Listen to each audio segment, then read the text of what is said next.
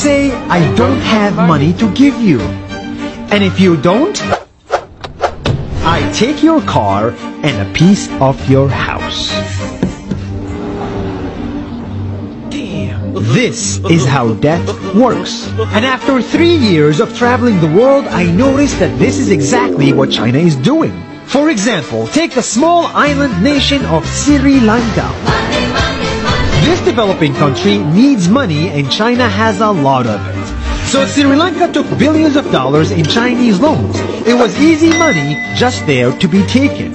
And with that, they built skyscrapers, highways, airports, and shipping ports. The country grew and prospered. But few years later, this easy money came with interest rates, and Sri Lanka was so much in debt that it couldn't pay back China its money.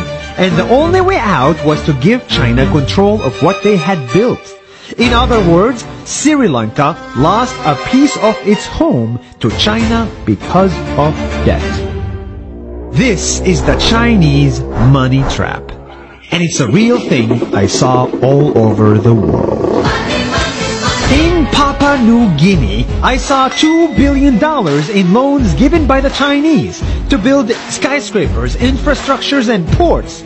But there is no way this remote developing country can pay it back or its interest rate. And the only way out is to give China control of the country. In the Maldives, Pakistan, Malaysia, Laos, Kazakhstan, Mongolia, Egypt, Kenya, and South Africa,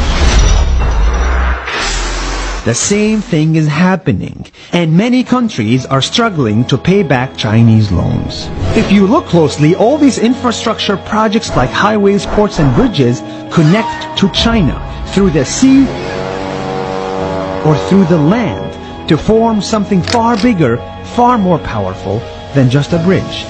A new Silk Road. The world is already made by China, and I think slowly it will be owned by China.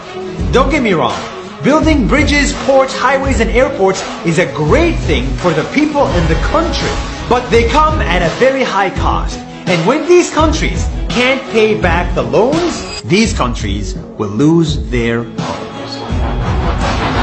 One thing my parents had taught me is that there's no such thing as a free lunch or a free ride. So if we're not careful with our money or other people's money, then we better start learning Chinese. 下周见。